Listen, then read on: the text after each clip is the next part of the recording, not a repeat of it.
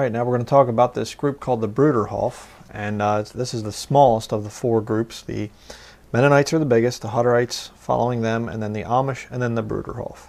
Bruderhof is just German for brotherhood.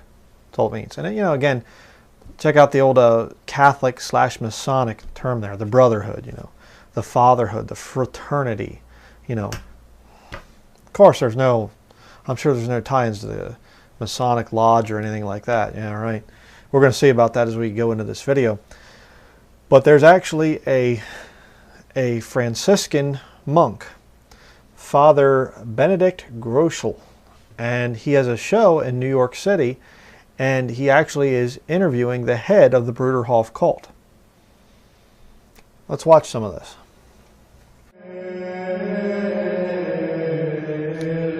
Good evening and welcome to Sunday Night Prime and another new program, and this is a different one again. I like to have different things. This is a most unusual program. As you know, EWTN is a Catholic broadcast, and generally we have Catholics.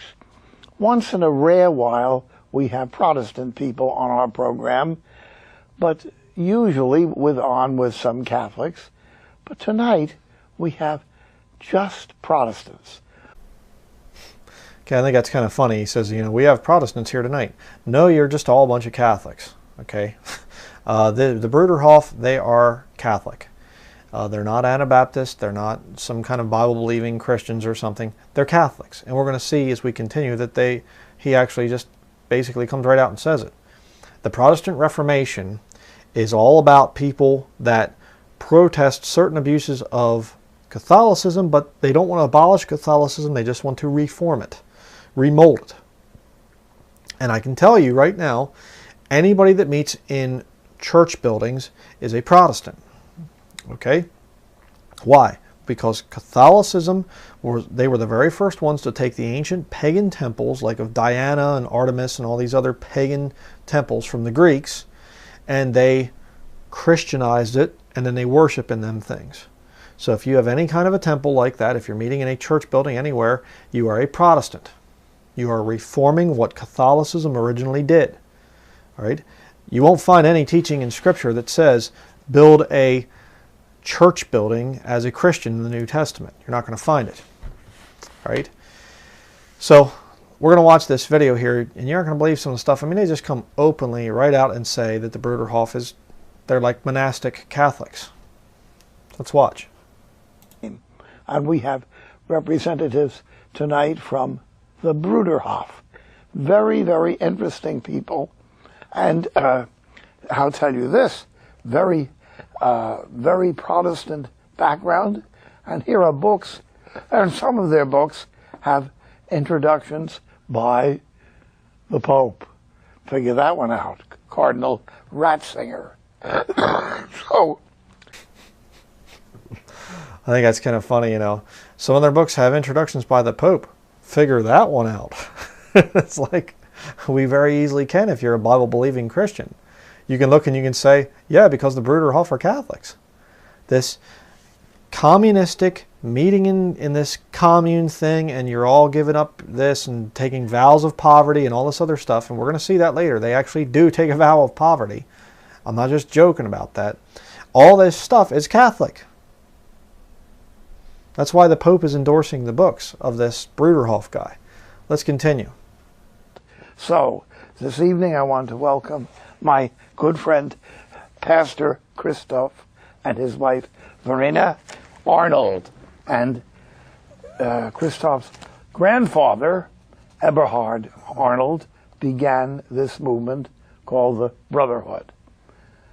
Right, Father Benedict. That was about 90 years ago, after World War I. My grandfather was a Lutheran pastor, and he left the Lutheran Church because he wanted to be more faithful to the Sermon on the Mount and to be a true Anabaptist and lead community life, actually like the Catholic monastic orders and the Anabaptists. Woo. Did you get that? Did you get that one? It was started, the Bruderhof was started 90 years ago, which I'm not sure exactly when this program was done, but it's probably not even 100 years old, maybe right around that time. But it was a Lutheran. Lutherans are Catholics. You know, if you haven't seen my wife's testimony on that, you know, you can. And of course, the Lutherans now have openly signed up with Catholicism, that they're back under Catholicism. Never really left it; they just reformed it, you know. But he starts out, he's Lutheran, but he wants to return to the true teachings of the Sermon on the Mount. All unsaved liberals will talk about the Sermon on the Mount. They love it because there's no mention of the blood of Jesus Christ in it. It's all do good and things like this. It's these, Jesus Christ was giving the rules that would be there for the kingdom, the millennial kingdom that would come when Satan is bound and in the bottomless pit. But you're never going to live that way. The Sermon on the Mount, you cannot live that today with what's going on in the world. Not possible. It's only possible when Jesus Christ is physically ruling and reigning on the earth. All right? So anybody that's saying the Sermon on the Mount for today, the Sermon on the Mount for today, they are a lying false prophet. Mark it down. Okay? So he's going to live, you know, wants to live the Sermon on the Mount, and he says we also took some things from Catholic monastic orders, like living like monks and nuns. Let's continue. The buildings are often attached too, aren't they? So you're kind of living in a married monastery. Correct. Put that together. It's a good comparison. Very, very good comparison. And isn't it that community counts? You know, man is a communal being. We really need one another. And for a person to really become whole, he has to be able to relate to everyone he comes into contact with. So this Franciscan monk says, you know, that your homes, you know, they're in your commune, they're connected to each other. And so, you know, you have to get along with everybody else and things like. And this is the Bible system? No, it's not the Bible system. All right, a man is supposed to have his own home, and he's supposed to provide for his wife. Okay? And you're not supposed to be connected all together. I mean, this is wickedness here. And man is not a communal being. That is nonsense. And we have to be able to relate to everybody we meet and things like that. Well, I agree in the sense of having to witness to people. I think that if the Lord gives you an opportunity to witness, go ahead, take it. Sometimes those doors aren't open.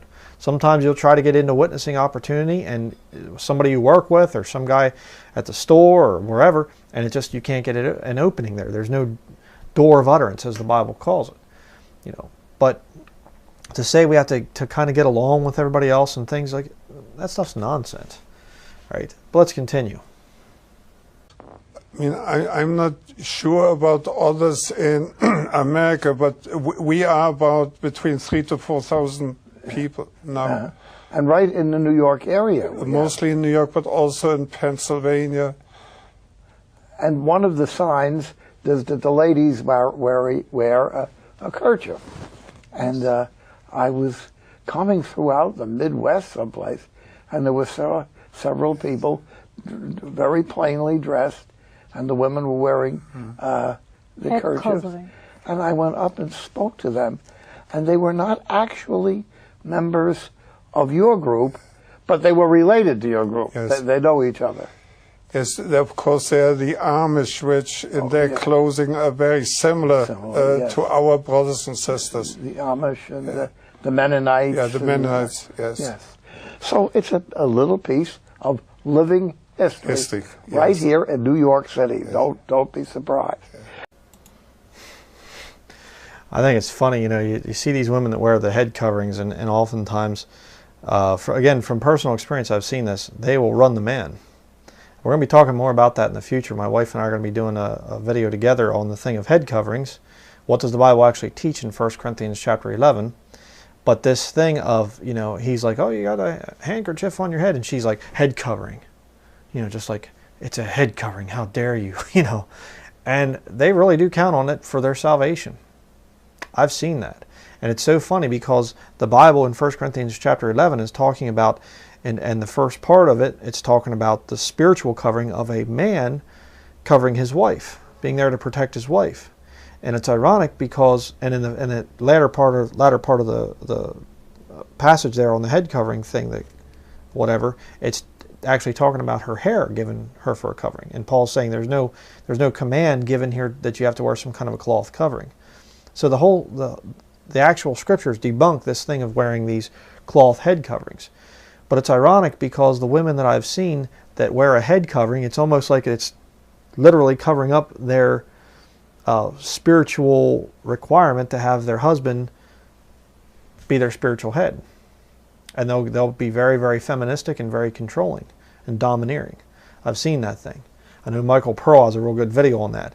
The thing of should women wear head coverings and stuff. Very interesting. But you just saw, he just mentioned, he said we're very similar to the Amish and Mennonites. Right there it is. And they are, by the way, too. But let's continue.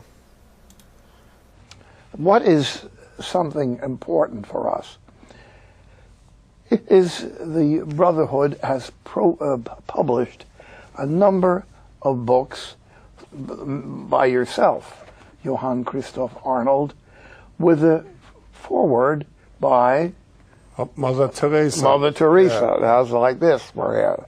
And here's the blurb on the book. I'm very happy for this book and its moral conviction. It is inevitably arouse hatred, but it must continue in trying to overcome evil with good. Pope Benedict the 16th. Correct. Now, how would you like that? Yeah. You've got the Pope giving you a blurb. Yeah. I never got a blurb from the Pope. And a number of interesting people here on the back. I'm one of them. But Dr. von Hildebrand, who's been in our program, Dr. Paul Witz, who's been on our program, and here is Cardinal Arinze from the Vatican on the book. And sex, God, and marriage.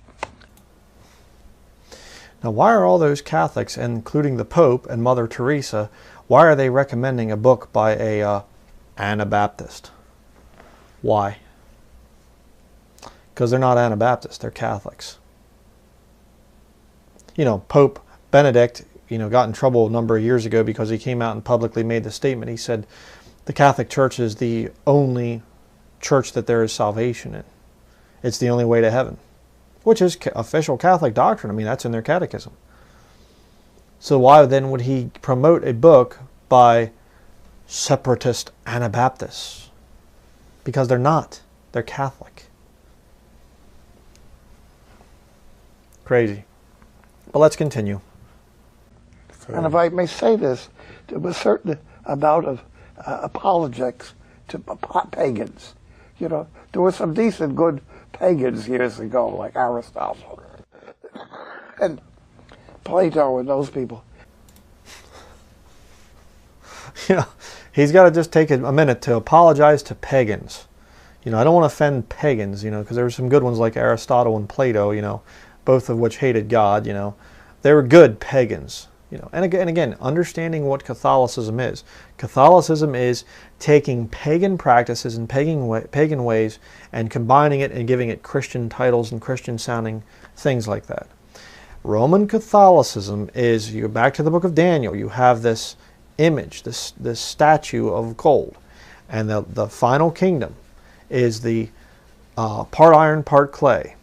That is Roman Catholicism. And I believe and teach that kingdom has been around since the Roman Catholic Church was established. The Roman Empire fell, the two legs of iron, the eastern and the western kingdoms of Rome, they fell and they merged into the Roman Catholic Church. And they've been in control of the world off and on ever since then.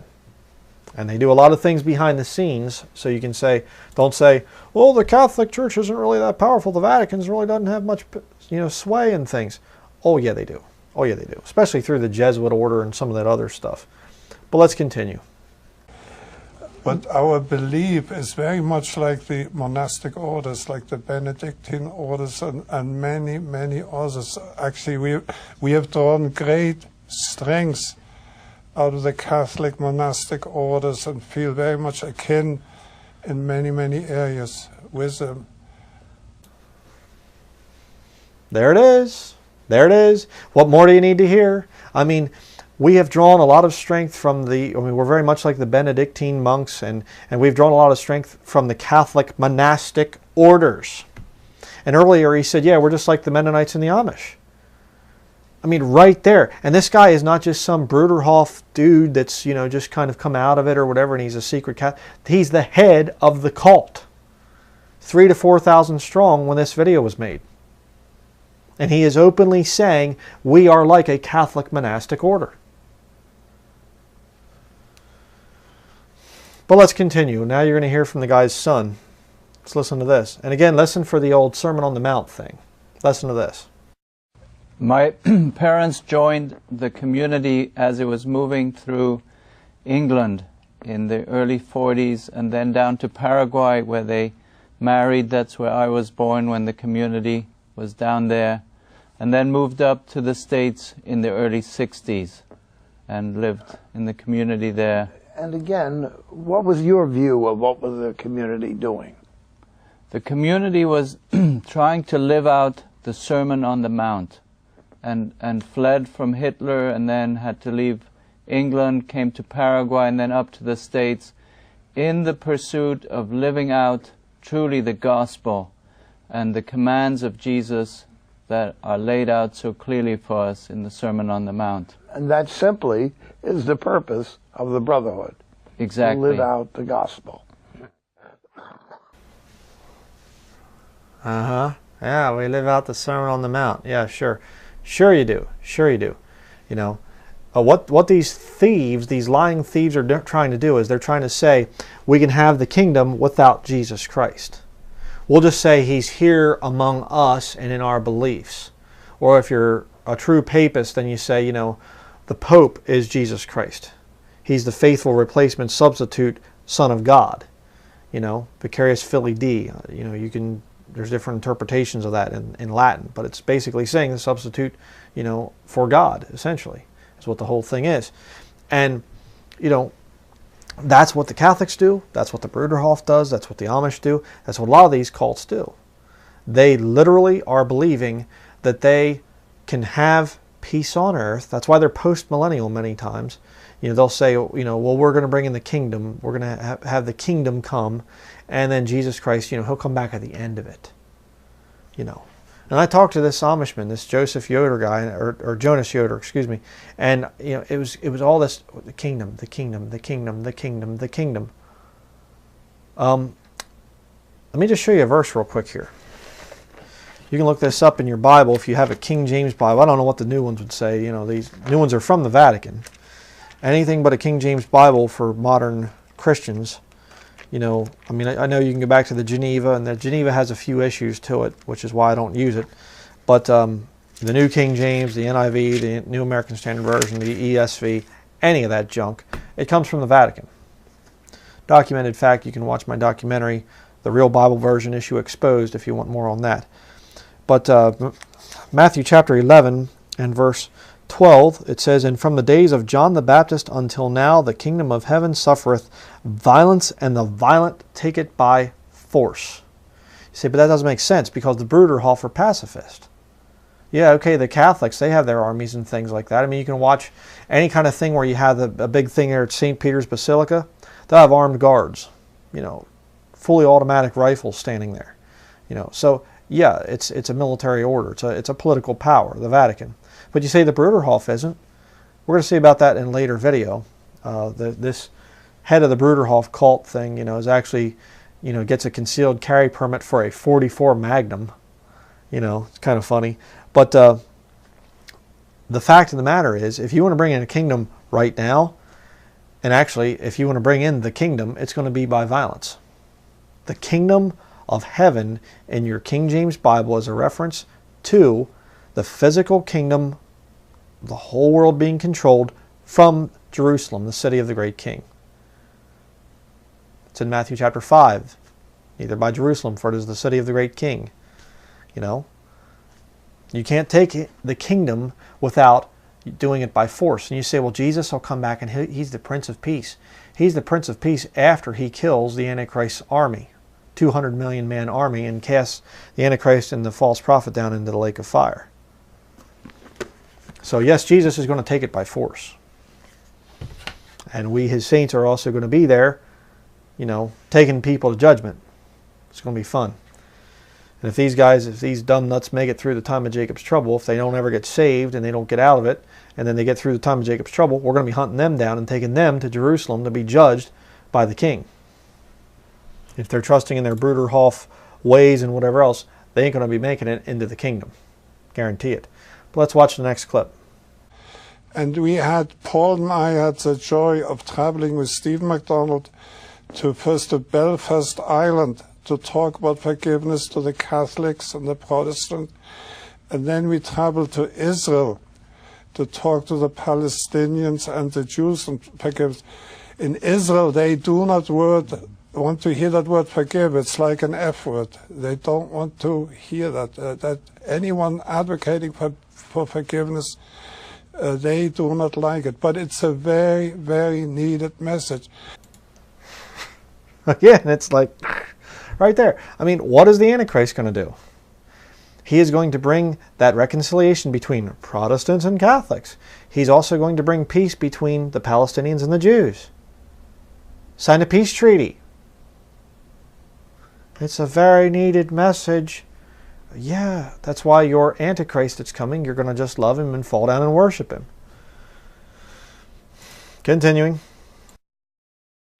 And it is these people that we are trying to encourage, isn't it, Paul? Absolutely. And this is also then comes back to the Sermon on the Mount, where Jesus says, "Blessed are those who are peacemakers." Yes. And truly this is what is the call of all of us, to be a peacemaker, whether it's with my wife, in my family, or in a larger community. And that is so important.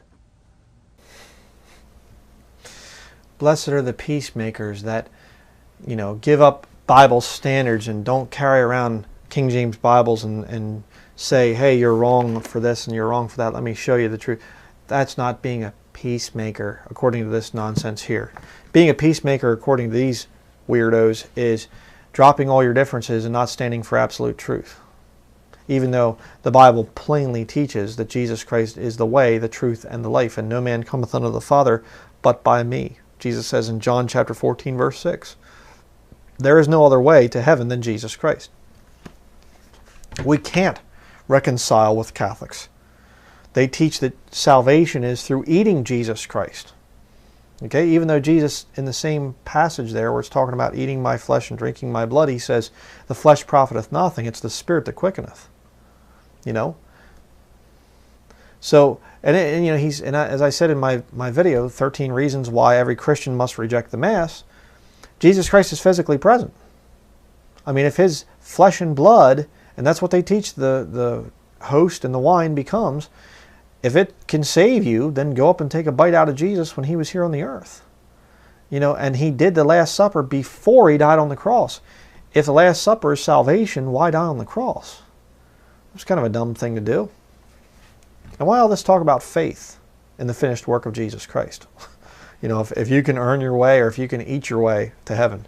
That makes a lot of sense, doesn't it?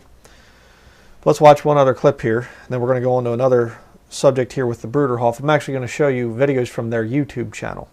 But let's continue. And I hope that you will give our best to the members of the Brotherhood, the Bruderhof, and I'm glad that they were able to come on our program. He's the most Protestant Protestants and the most Catholic Catholics yes. that you can find. And we're getting along. Absolutely. Yeah. For a few hundred years. We have worked together for years, Father Benedict, and years we always gotten along together. Yes. And I'm so grateful that you could come tonight. Yeah, you know, we're the most Protestant. You're the most Protestant of the Protestants, and we're the most Catholic of the Catholics. Well, praise the Lord, I'm not in either group. I'm not a Protestant.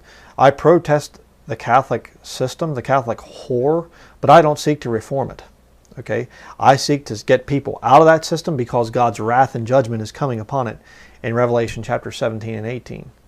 All right, the destruction of Mystery Babylon, which is Roman Catholicism. Her colors are purple and scarlet. Hello, you know, look at the big processional of bishops and cardinals and all that junk. The collars are purple and scarlet. And of course, you know, she reigns over the kings of the earth and all this other stuff. You know, she's a city that sits on 7 hills. It's the Vatican. You know, people say it's the United States. Mystery Babylon is the United States. Does the United States sit on 7 mountains? No. Is the United States a city? No. Are the United States, the colors of the United States purple and scarlet? No. You know, 3 cheers for the red, white, and blue, you know. And believe me, I understand, you know, America's a very wicked nation right now, but it's not Mystery Babylon. You know, anybody that says that America's is Mystery Babylon, false prophet. Or they've been deceived into listening to a false prophet. So, but just crazy, you know, we get along just fine, you know, the Catholics and the Protestants, we get along just fine. You know, and let me show you a verse real quick here in Revelation chapter 17. I'm trying to get these videos done fairly quickly and then actually get into more detailed sermons and other videos here. But because I just want to show you, you know, people, the hardcore evidence, and then we'll talk about the scriptures. But, you know, I do need to read this one verse here.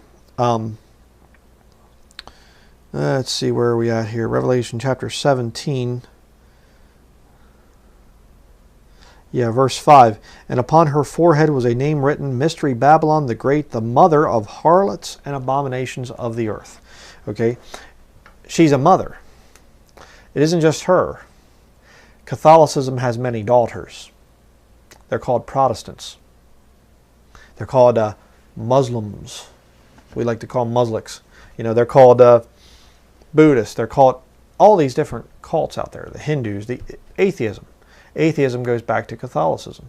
You know, some of the leading atheistic philosophers like Karl Marx and some of these guys, they were, you know, very friendly with Catholicism.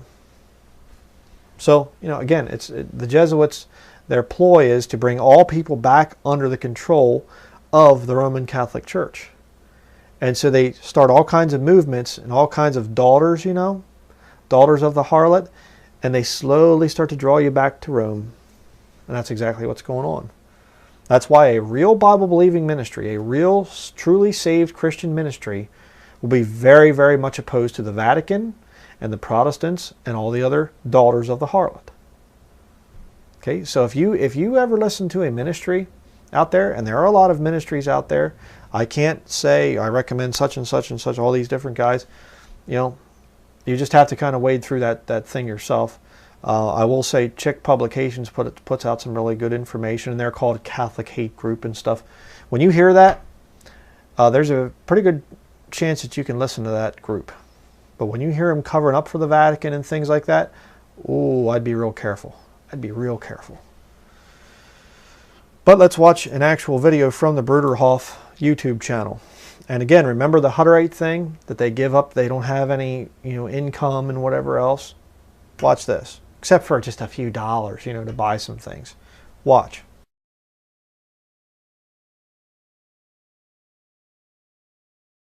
No, we have no payment whatsoever. We live totally without money, which is wonderful. But we have everything we need and more, actually. Not in the sense of a salary or any form of money or anything like that. We make a vow of poverty, and that is one of our vows, and that includes absolutely turning in everything that we own. Okay, let me stop right there.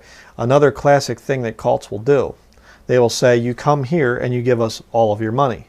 All of your possessions come to the group. That's what Vissarion, the demented Russian Antichrist, you can see my study on that. This Vissarion guy over in Siberia, he does the same thing. If you want to come and be part of their community, you know, their faith-based community, you go over there and worship him like he's Jesus Christ. You give up everything, and he gets it all. And he lives up on the mansion, cruises around on an ATV, and all of his little vegan followers are living down in the valley in huts, you know. And he's got satellite internet and all this other good stuff up there. You know, what a bunch of nonsense. But, you know, we take a vow of poverty. We're going to see later who else takes a vow of poverty. But let's continue. No, everything I do is voluntary, and you know, I do it out of the joy and delight of my soul. Some days aren't quite like that, but you know, we've promised to give everything to the church, and everything that we earn or inherit. Okay. I mean, just stop there. I mean, just feel the joy coming out of this guy. I mean, everything I do is voluntary. I'm not forced to do anything, and I'm happy to do it. I'm just so happy to be here. Yeah, I'm sure. I mean, you just feel you're so happy. You know, I mean, it's ridiculous. But, you know, it's funny because it's like, you know, you get in the military. My wife tells me stories about when she was in the military, and it's like the famous statement, you are voluntold, you know, or you're going to have mandatory fun, you know, and all this stuff like this. You know, yeah, I remember I went for a job interview this one time at this woodworking factory, and they were talking about they work like 60-hour weeks, and I was like, you know, is it required to do the overtime? And he said, well, it's not required, but it's very strongly suggested. I thought, just say it's required. I mean, come on. But yeah, it's everything we do here is voluntary. Now watch the joy on this homemaker here. Watch how she says that she's very happy. Takes a big old pause. I'm very happy here. You know, watch this. These are people that are under mind control. Okay, these are people that have lost their rights. They've lost their individuality. They're just slaves, total slaves. And these are the best ones that they could find for the video. Keep that in mind. I mean, watch this. I got paid for the work I do, but it's not with a paycheck or in my bank account. First of all, I got paid by having a very fulfilled and happy life. I don't get paid. I got a very fulfilling and happy life. I'm convinced. I mean, I'm totally sold on the thing. I'm leaving. My wife and I are going to just get rid of everything. We're going to take all of our money and we're going to move into this cult, brotherhood. I mean, sure we are. Yeah. Let's continue. I don't get paid for what I do. However, if I need anything, food, clothing, housing, to get somewhere, the church makes sure it happens. And likewise, whether I'm working at a skilled job or cleaning, working in a kitchen, the work is of the same worth and nobody's valued by what they do. No, we don't have any pay, we don't have any private property, we don't have any bank account. We're free of the rat race. Believe me, it's a big burden off your back to not have to worry about money. This is a great freedom. I would wish it for everybody. Oh yeah. A lot of you out there from countries that were communistic, some of you have lived through communism, and you can attest that these people are lying right to your face. They're lying. I mean, just come on, come on. Everything that we want is provided for. I don't think so. I mean, give me a break. You mean to tell me that they never say no? Especially if you're, you know, rocking the boat or asking too many questions, you know? Give me a break. That stuff is held over you. This is a cult. Insane. But now let's watch this thing about the thing of, see what the title of it is here. Do you have to pay to join? Okay, let's watch this video here with the Bruderhof. Here we go.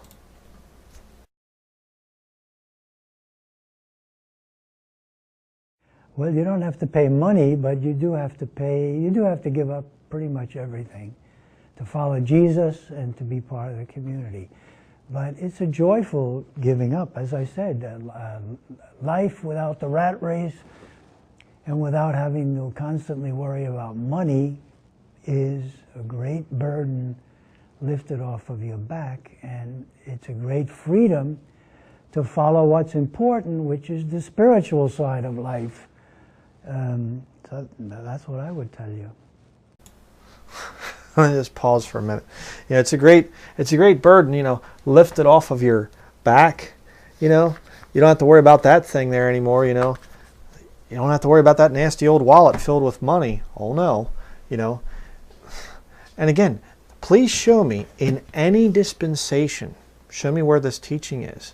You know, this thing of you can just, you know, we just take care of everything. They take away your money and you don't have to worry about money, and you just do whatever you're told, and you don't even have to worry about an income and whatever. This stuff isn't scriptural. But let's continue. Well, if you choose to join, you dedicate your whole life to serving the church and those around you, and you also have to be willing to do whatever you're asked. So in a sense, you know, you don't pay anything, but you know, the rest of your life, you know, will be used to serve others however you're asked. Like Jesus said in the parable about the man who found a treasure hidden in a field, and for sheer joy he sold everything he had to buy that field so he could have the treasure. And in fact, we hope that if a wealthy person does come to the community, that first they sell all their possessions and give the money to the poor, and then come and join us. You definitely need to deal with all your worldly attachments, be it debts, be it a large bank account, before you join. But the church doesn't expect any member to bring anything with them. It's just that you don't have any obligations, either through having a lot of money or being in debt when you do come and join. Again, I got to pause it. They say, you know, you have to take care of your debts. We can't have you coming here to the Bruderhof. Bruderhof. I was thinking Bruderhor. Same thing. One of the whores of the mother harlot, the Vatican. But you know, you have to take care of your debts. And in the last one, they said we take a vow of poverty. Remember that here in just a couple minutes. It's going to be important. Joining our communities is and should be a sign that you've given up everything to follow Christ, to live by the heart and soul of the Bible. Okay, so again, this Jesuitical thing of, you know, following Christ means this horrible life of suffering and just putting yourself down and trying to earn your salvation and die as long as you die in a state of grace. Sure, yeah. But now let's watch another religious order that thinks very much like the Bruderhof. Hey, can I borrow 20 bucks? Why? Because I need 20 bucks. My sources say no.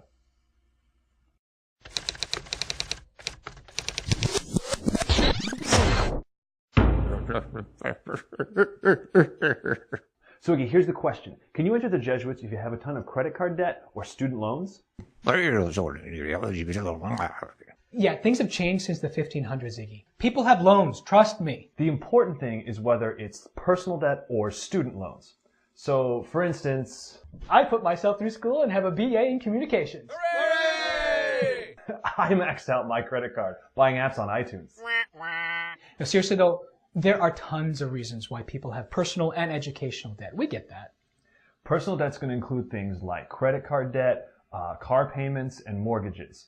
And we generally want you to sort that type of stuff out before you enter. So there you see it again. This thing of, you know, we generally want you to take care of your debts before you come and join. And my wife just reminded me that actually that's what the military does too. And if you have debt, you're like scrutinized and raked over the coals and everything else. But I thought the Bruderhof and the Amish and the Mennonites, well, mainly the Bruderhof and the Amish and the Hutterites, because most Mennonites don't live in little communes, you know. But, you know, I thought these guys were not for military types of things, pacifists and stuff like this. Why are they following military models? Why are they following the Jesuits, which the Jesuits are the military branch of the Vatican? What's going on? Let's continue watching. Hey Mom, hey Dad, I was thinking, if I become a Jesuit, do you think you'd be willing to pay off my credit card debt? Educational debt is a whole different story because it's a necessary part of getting your degree. Especially if you went to a Jesuit college. Good Lord. Also, sorry about that. But you can get your payments deferred while in the novitiate. Otherwise, we'll take over the monthly payments. When you pronounce first vows, the Jesuits will take it from there. Because you just took a vow of poverty, you ain't making any payments. Trust me, your allowance in the 8th grade was bigger. You just took a vow of poverty. You know, your allowance in the 8th grade was bigger. Isn't that what the Bruderhof just said? You took a vow of poverty. Isn't that what a lot of the Amish do? They take a vow of poverty. Well, they might not take a vow of poverty, I should say, but they'll take a vow of obedience to the church and things like this. And they live a very poor life, a very monastic life. Strange, isn't it? But if you happen to leave the novitiate, the unpaid debt is all back on you. So you got to ask yourself, What kind of debt do I have? how and why did I end up with debt in the first place? Am I paying as much as I can on that debt? How long have I been working to pay off this debt? These questions are basically about your time and your freedom, because you're going to need a whole lot of both to make a good, honest discernment about joining the Jesuits. Look, I know it can seem like a pain waiting to enter the novitiate while paying off your debt, but freedom to discern deepens if you give it a bit more time. Okay, that's enough of that nonsense. You know, but again, you see the Jesuits openly have a lot of the same practices and beliefs as the Bruderhof. Interesting.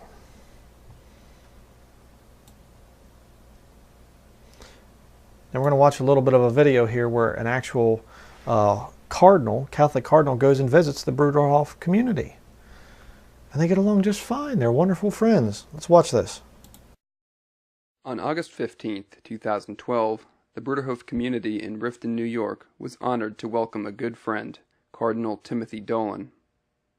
During a luncheon and communal gathering, the discussion centered on the importance of encouraging each other, nurturing children, being joyful Christians, standing in solidarity, and working together. And you all give me such credibility because one of the tools that our enemies have is to reduce things to a Catholic issue.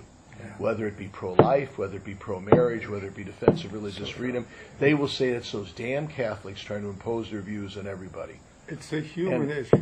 And when they'll say, well, I'll show you some people that aren't Catholics that believe even more passionately than we do, you know, that's a powerful thing.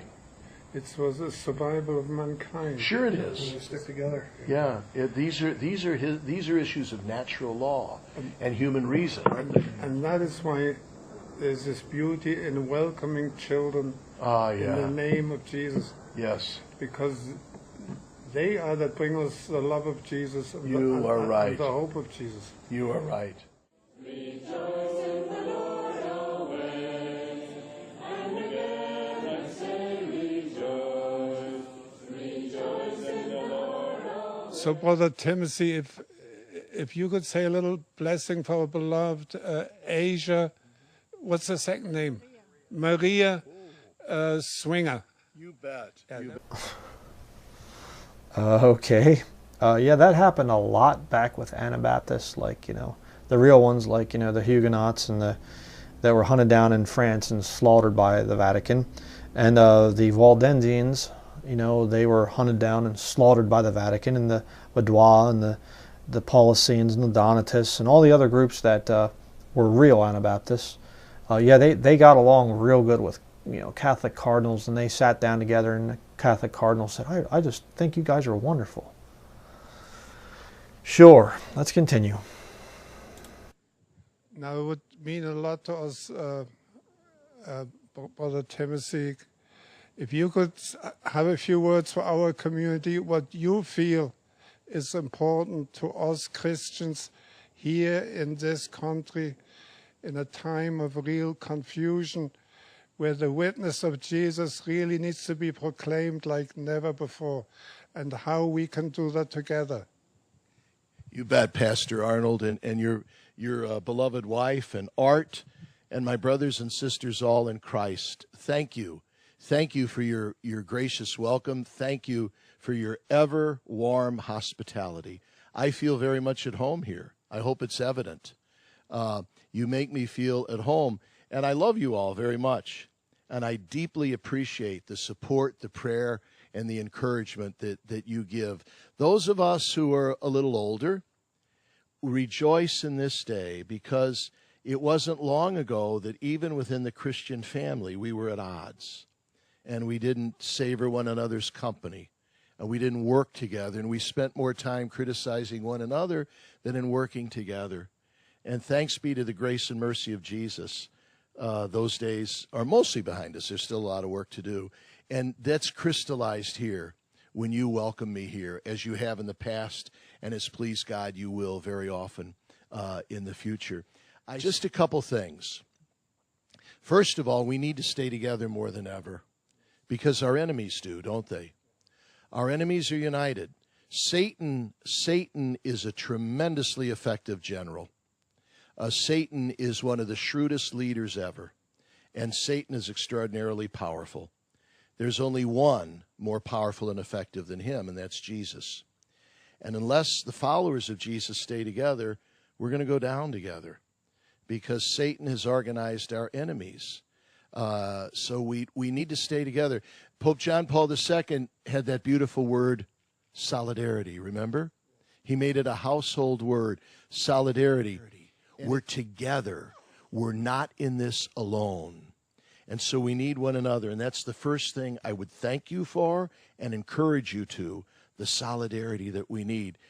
Number two, everybody, believe it or not, we welcome opposition.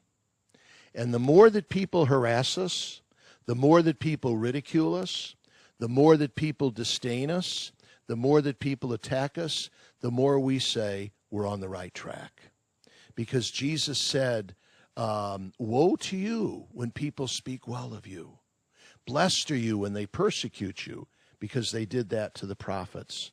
And I don't know about you, but I take a deep breath every morning I open up the newspaper, because I know odds are there's going to be an attack in there, okay? Will that get us down? Does it make us angry? Does it make us bitter? No. We smile and we ask God for grace and strength, because we know that's a vindication that we're on the right track. I got to pause it right there. I can't handle much more of this nonsense. I'm playing this just so you can see this is prophecy being fulfilled. If you're lost and you're watching this video, this is Bible prophecy being fulfilled, okay? King James Bible is being verified by these events. All the religions coming together, Mystery Babylon pulling her daughters back to her brothel, so to speak. But, you know, oh, we rejoice when we're attacked in the newspapers. Oh, you mean like when they're coming out and saying that you're raping children and you're having to pay out all this money and you're moving pedophile priests around? So we rejoice in that. Yeah, I bet he does. I bet he does. Probably going to do some weird things with that little baby he's holding there too. Wouldn't surprise me a bit. All right, but let's continue. And number three, everybody, let's be people of joy. The world paints us as crabs. The world paints us as mean-spirited. The world paints us as bigots. The world paints us as people of prejudice and hate and violence. We know better. We look at what is best in the human person. We look at what raises people up. When we look at human life, when we look at creation, when we look at society and culture, we say yes, not no, because we love life and we love everything that's decent and good and virtuous in life. So we can't allow them to caricature us as mean, negative crabs. We're people of joy and hope. We're people of joy and hope. And eventually, people will say, I want to be happy too. So, my brothers and sisters here in the Bruderhof community, we have to be people of joy. We gotta break their caricature. And we have to say, you want to have fun? You come to the Bruderhof. You want to have a good time? You come to the Catholic Church. Because we're people of life, not death. We're people of light, not darkness. We're people of giving, not getting. We're people of joy and not meanness. And if we can do that, we'll convert the world. Thanks, Pastor Arnold. All right. Thank you so much for these encouraging words. And I hope for you young people here, it's really an encouragement that you with us together, like the Apostle Paul says, that we take on the armor of God to fight against the darts of Satan that come at us from all sides.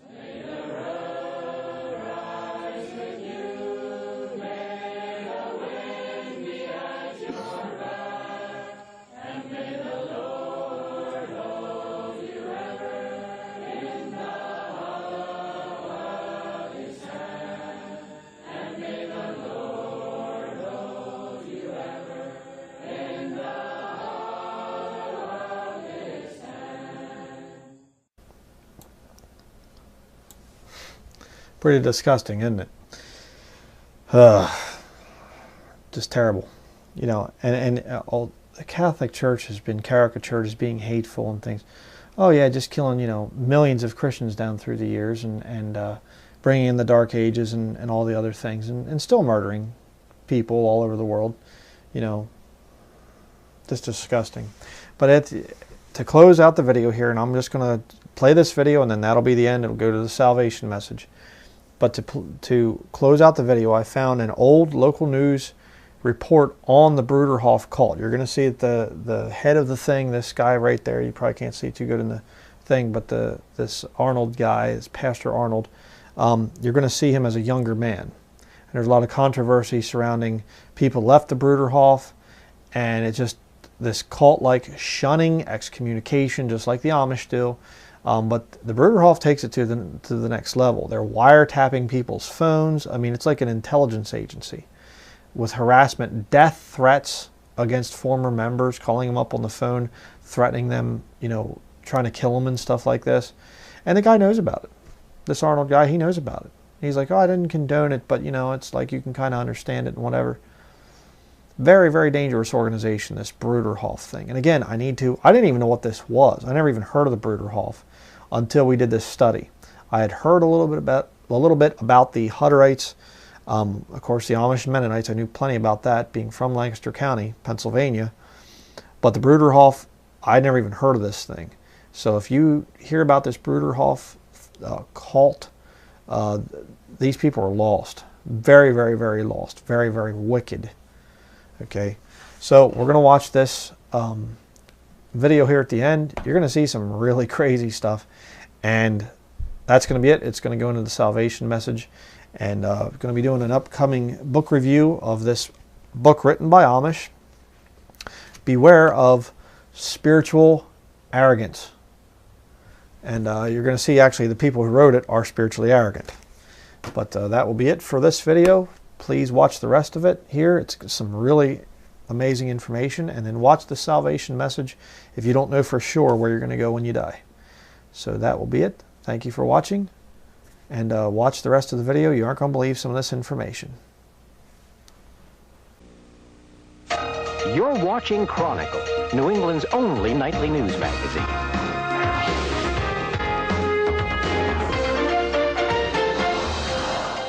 A pacifist Christian community with a need for a .44 Magnum. It's the kind of weapon that Dirty Harry used in the Clint Eastwood movies. They believe in brotherly love, but they're accused of wiretapping and harassment. Ultimately, I did receive a total of 3 death threats. The Bruderhof, a spiritual mission with a corporate jet and some very un-American values. Do you believe in democracy? No. It's absolutely unconscionable not to let a father know that his daughter's dying of cancer. Charges of family ties torn apart or bound too tightly, all in the name of the Lord. Boy, Satan, he's a wicked guy. He's at work overtime. The Bruderhof, doing God's work next. Tonight, Peter Mahegan, Mary Richardson, with Liz Bruner and Mike Barnacle. Chronicle, New England's nightly news magazine. The Hutterian Brethren East. Chronicle first visited the Hutterians, or Bruderhof, a few years back. What we saw was a well-ordered Christian community, a life of devotion played out in the daily routines of work and worship, serenity and song. But there have been some discordant notes lately. Ex-members of the community have since come forward with allegations of a different side to life inside the Bruderhof. They tell of a totalitarian world where mind control, wiretapping, weapons, harassment, and paranoia are weaving themselves into the fabric of life in the Bruderhof. They put on a wonderful front. No, they've had good PR. You know, and there was an article in the Globe about them not so long ago. Miriam Arnold Holmes, ex-member and granddaughter of the founder, Eberhard Arnold. This is so completely opposite to what he had in mind.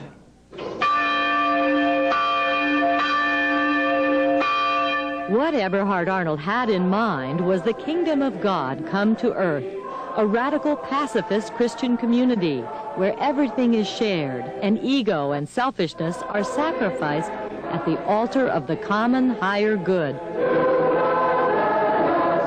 Founded in Germany, the Bruderhof now has 6 U.S. communities in Connecticut, Pennsylvania, and New York. The life appears simple, but they'll tell you the way is not easy. The Bruderhof is the hardest church to join. You literally have to fight to get into it.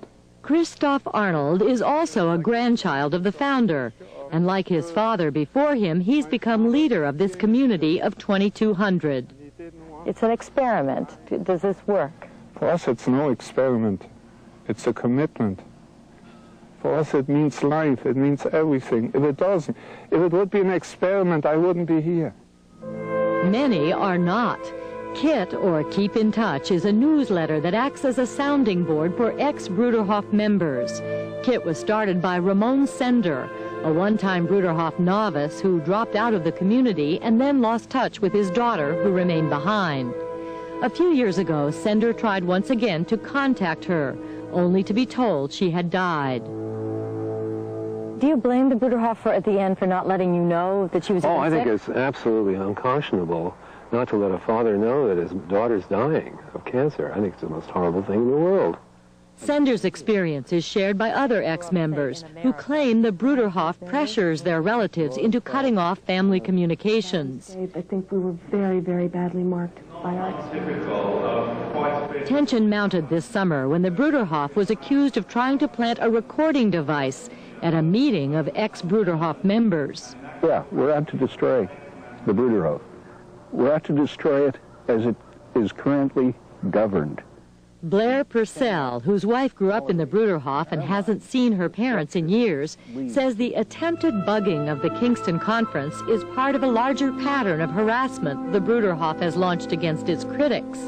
One high-ranking ex-member found a wiretap on his phone, and an 800 hotline number for ex-members was put on a phone sex advertisement. We received 1,713 calls in 22 days. Ultimately, I did receive a total of 3 death threats. Oh, yeah. I'll be watching you. That'll give you something to write about.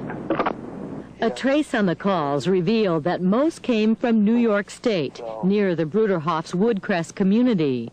Yeah, I got a message for you. Go f*** yourselves. And you believe this was all orchestrated by people at the Bruderhof? Nobody else would have any motive. I mean, that's the answer. I'm accused of, brainwashing, controlling people. This time, I had no control. They didn't listen to me. What should I do? Christoph Arnold suggests that some overzealous youngsters from the Bruderhof may have made the calls. I think some called, but they did it against my orders. And do you have any suggestions for me the next time? I don't buy that for a second.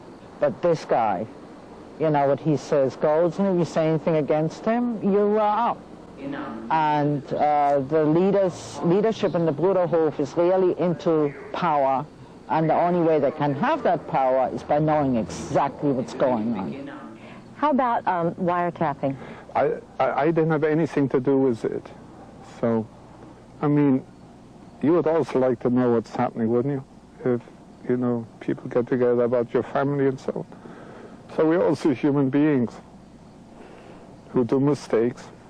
Phone taps, harassing calls, electronic surveillance, odd ministries to be sure for devout Amish-like Christians. But nothing has alarmed the critics of the Bruderhof more than Christoph Arnold's application for a license to carry a concealed weapon. I would say that Eberhard Arnold would be turning in his grave, almost the principle of a rotisserie. Julius Rubin, author of an upcoming book on the Bruderhof. It's just unthinkable in terms of their early history that they would have any guns at all. It's an American right, isn't it? Arnold says the criticism is overkill. The gun, now gone, was for rabid animals. They say that on the permit application you wrote it was for personal protection. Against a rabid animal, it is personal protection, and it is the only reason the law enforcement people understand. So I just put it because everybody else puts it that way. And the concealed weapon that he chose was a .44 Magnum pistol. It's called a cannon. It's the kind of weapon that Dirty Harry used in the Clint Eastwood movies. One doesn't use a .44 caliber laser-sighted weapon that you conceal on your person to shoot a rabid animal. I think that sincerely they're afraid of some type of attack from the outside. I think they really see the world in terms of enemies that are set out to destroy them. Quite a flap over that weapon, huh? There is, Peter. Think back to the movie Witness about an Amish community. Yeah. The Bruderhof are an Amish-like pacifist group with a strong tradition of pacifism. In a community like that, for a gun to be brought in, it's unthinkable. For example, one of their codes is they'll frequently ask you, what would you do if a murderer came in and tried to murder your children and your family? And the answer is you would put yourself between the attacker and your family, but you would not raise your fist against someone, even someone who intended to do you harm. Okay. When we come back, Bruderhof family values.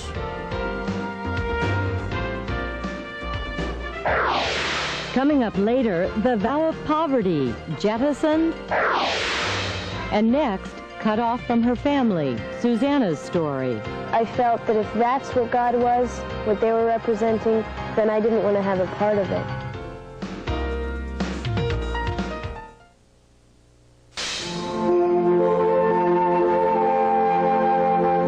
And when did the trouble start for you in the Bruderhof? Well, trouble, it's hard to say.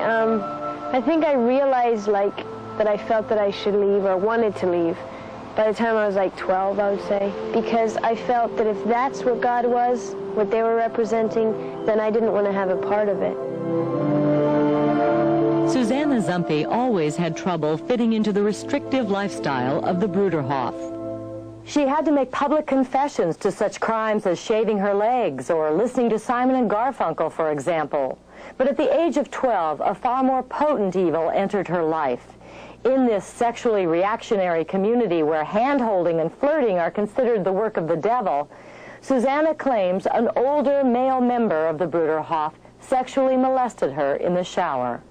Susanna, He is still with the community, and she's now on the outside, away from the family she loves. Has justice been done there? I don't feel it has. If somebody there commits a crime that is a crime in the United States of America, that they should also be treated like anybody else living here, and that they shouldn't have their own set of rules. Are you familiar with the case? A little bit, but not enough. That happened in one of the other communities. But you're in charge of the communities, though. Yeah, but I wasn't involved. Christoph Arnold pleads ignorance of Susanna's situation. Sort of.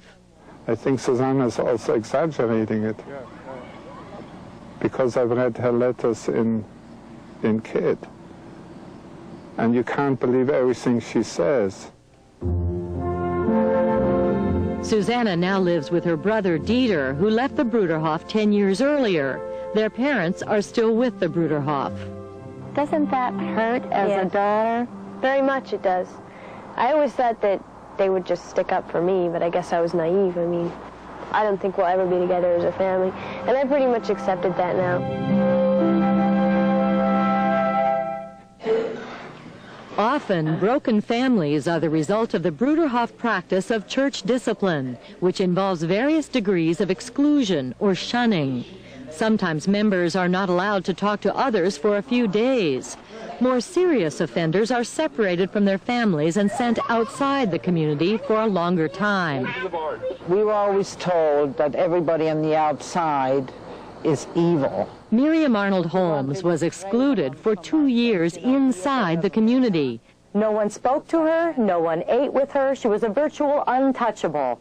Then one day in 1964, Miriam was put in a car and driven out of the community. And we rode off. They didn't tell me where I was going. Nobody said goodbye. Nobody came to the car. She was dropped off at a YWCA outside Pittsburgh. The Bruderhof gave her $50 to start a new life. My heart just broke for my father. I thought, my father is never going to live this one down. In the outside world, if a child doesn't listen to Papa and Mama, don't they sometimes say, you're out of here if you don't abide by my rules? To the Bruderhof, exclusion is simply a tool to help man get right with God. And the minute, where we feel a new beginning, we welcome them with open arms. And it's not, you are gonna, we forget about you. But does the community see Satan at work in the outside world? In the outside world, yes, and in us too. Boy, Satan, he's a wicked guy. Man alive, he's at work overtime.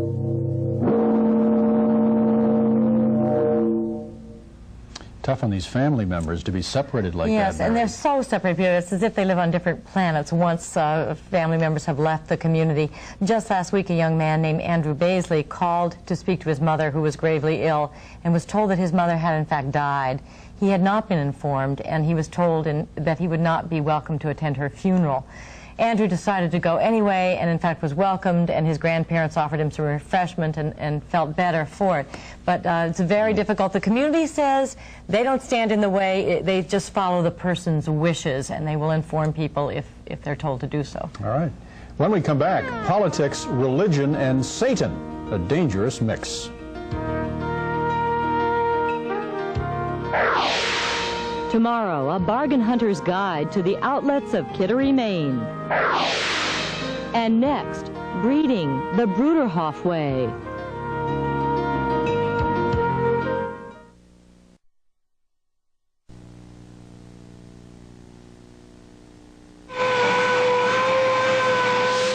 The Bruderhof has several businesses. One makes toys and furniture for daycare centers, another equipment for the handicapped. Then there's the kennel, where critics contend the Bruderhof is breeding attack dogs. No, it's not true. It's actually what it is. It's a sport. It's like for Germany, it's like the World Series or the Super Bowl. Christoph Arnold, whose dog's name, by the way, is Kit, says the notion of attack dogs is just more noise from ex-members who have lost their way.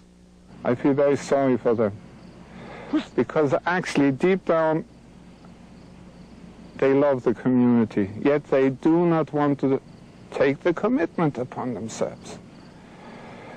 And sad to say, most of them live a pretty messed up life. Jesus says you should rejoice when you're attacked. So we're actually rejoicing. We must be doing something right. Indeed. The Bruderhof spent its early years in desperate poverty. No more. I would say it's in the several $100 million range. We're dealing with a very prosperous, wealthy, powerful group. Unlike the Amish, the Bruderhof have no aversion to technology. In fact, they're into high technology. It belongs to free enterprise. I don't know if our listeners have heard of the American dream of free enterprise. And we want part of the pie also. Arnold says the Bruderhof's Gulfstream jet is chartered out as a business. He acknowledges using it for mission trips, but denies rumors that he uses it for personal vacations with his family. Some people might think because I travel to Europe, I travel to Israel, I travel to Nigeria, that I'm a very special person and I have lots of fun. It isn't that glorious as it looks. Now, how does that fit with your grandfather's philosophy? Poverty. He believed in a vow of poverty. He would say that his flock has really gone astray. Yes, we live in good times, a lot better, and good times make bad Christians. I told you that, and we have to be careful. But I'm still proud of the jet. If the Bruderhof has taken to free enterprise, they're not so sure about other American values. Do you believe in democracy? No. I'm thankful for democracy. Democracy is better. We have lived under Hitler, so democracy isn't all bad, but democracy can also be a tool of Satan. It can hide other evils. Satan is real to you. It's not an idea. He is 100% real. For us, there is only two powers. That's light and darkness. There's no gray in between.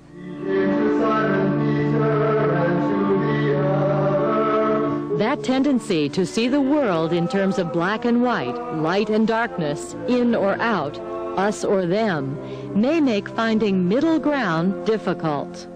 I mean, Jesus says in the end times, daughter will turn against father, brother against brother, sister against sister, children against parents. The house will be divided. And it's going to get worse before it gets better. Are there signs that the world is nearing the end times? Very much. Like all tragedies, I don't think this tragedy or this story will have a happy ending.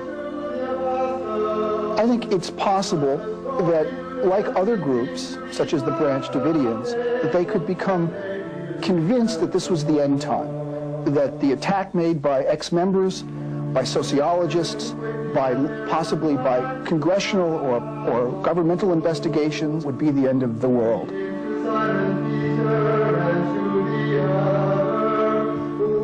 At the same time, there are people of goodwill on both sides who want to heal the rift and talk it out and hope to come to some resolutions. That you would hope for. More of Chronicle after tonight's Lottery Live. Stay with us.